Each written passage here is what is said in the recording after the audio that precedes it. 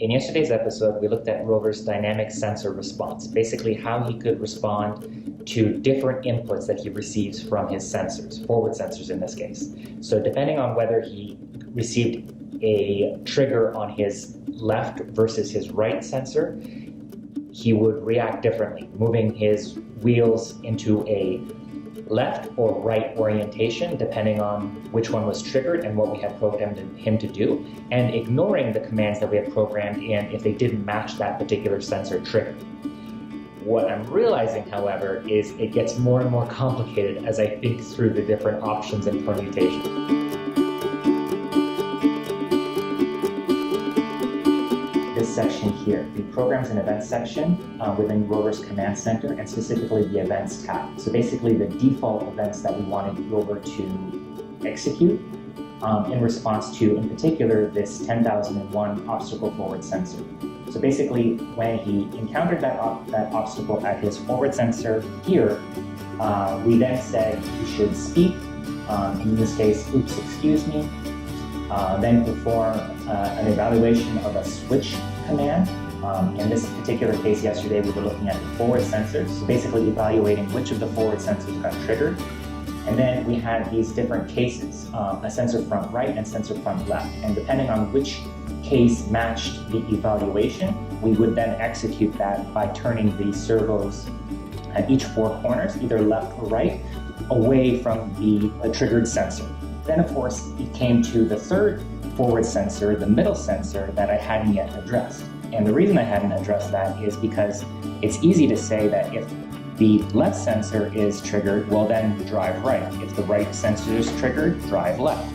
But if we say something triggered him in the front here, and we say turn left, well, we have to evaluate the side sensor in order to understand whether or not the left to ROVer's chassis is actually clear so that he could go that way. That's different from the left sensor, the left front sensor being triggered. Command Center that we had yesterday, we had this one particular switch case option that we could assign to the events. What I realized, however, is what we need is a multiple choice sort of scenario. So what I've done is updated ROVer's Command Center with this checkbox array. Basically, the ability to choose not just one particular sensor like we had before, but multiple sensors. What I've also managed to do is update our programs, not just the event defaults, with the ability to have switches and cases. So, for example, let's say in the case of our hallway program, which is what we have here, we want ROVer to turn his servos left when he encounters the obstacle at his forward sensors, but not only in the scenario where his front right sensor is triggered, where his front center sensor is triggered. So if we now send this over and do an update on the Command Center here, we can see that we now have this case being available to us, either a forward center sensor or a front right sensor being triggered. We can also kind of reorder this so that it makes more sense. So that's kind of step one. However, I've realized that that's not actually enough. So all that we managed to do is basically say that we want that particular program, the turn the servos a particular direction, to execute if he triggers any two of those sensors. But that's not actually what I was going for, because the center sensor is dependent on the response of the side sensors. So basically what we want is that if the front center sensor is triggered, we then want to evaluate the side sensors and then make a determination based on the side sensors. So let me show you kind of what I had to do next. So as you can see, I've gotten started with the second evaluation case. And as you can also see, this evaluation case differs from the previous one where we were evaluating the front sensors, because this evaluation actually is the side sensor evaluation is itself a case. So it only gets evaluated, basically we only do this evaluation if the front center sensor is triggered. This, however, even though this functionality will prove useful later on, is not what we want. So I got to remove this. We'll add it back for just the front right sensor. So now that we're back to where we originally started, we do have new capabilities, fortunately. But what we want to do now is say that, for example, in the case of the front center sensor, we're going to evaluate the side sensors. And then in the case of a right side sensor, so in the case of a sensor right being the trigger, we're going to turn the servos left. And in the case of a sensor left being a trigger, then we're going to turn the servos right. So if we send those two over, do an update on the command center, we now have those cases. Just thinking through this stuff made my brain hurt. But the capabilities are building for ROVer's command center, and it's going to be useful in no matter how this ultimately works out.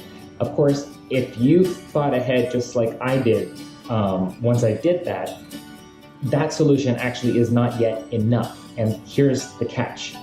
So basically what we have is, right now, we've got a bunch of scenarios covered with one important one missing.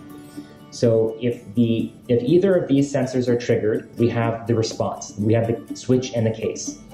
If this one is triggered, we then flip over and then we evaluate the side sensors. And we say that if this one is triggered, go that way. If that one is triggered, go this way. What if, however, neither one of them has been triggered, meaning all clear on either side? We need a default, and that's what I need to program in next. So I haven't actually implemented the coding behind this to make it work, but what I've done is I've added this default option, and I think that should be the simplest possible solution to get the job done. So basically what we want is for any time we use a switch case, for there to be a case for every option available, and if not, then for there to be a default selected. So in the case of the evaluation of the side sensors that we have here, we have a case for sensor right and sensor left.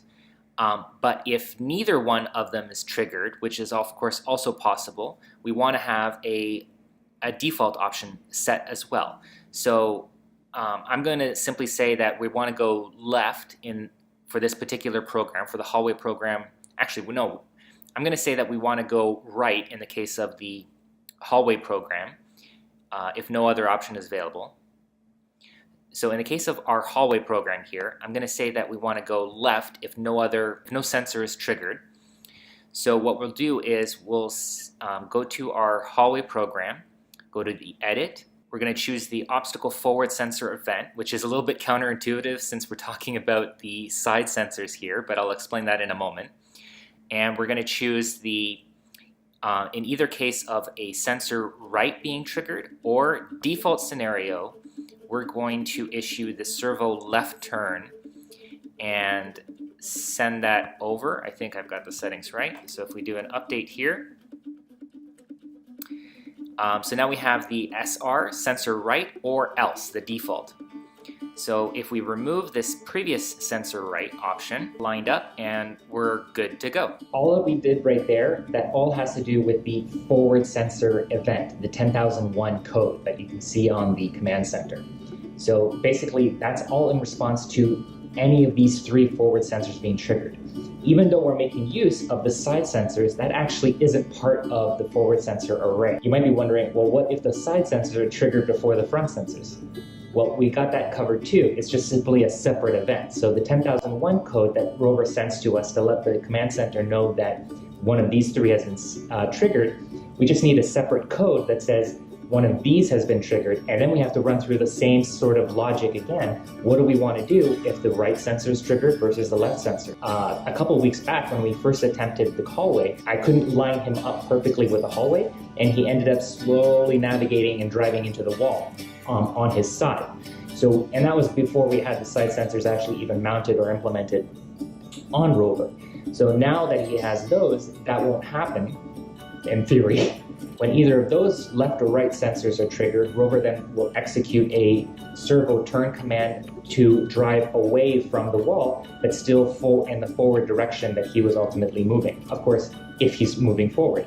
If he's moving backwards and one of these are triggered, then he has to reorient the wheels in such a way as to continue moving backwards, but away from either the left or right trigger on the wall. Hallways are way more complex than I ever thought. I was really trying to get through as much of the new programming as I could so that I could show you guys some new tricks for ROVer. Nap time.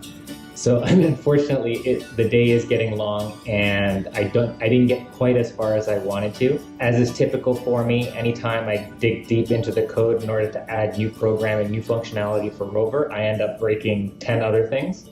And that's exactly what happened today. So the drive test with the new sensor functionality, the feedback and responses, we'll have to wait for tomorrow. I hope you'll join me for the test. It should be really interesting, if nothing else. Subscribe to get notified of the episode once it's released. Use the comment form down below on YouTube or over on ROVer's site.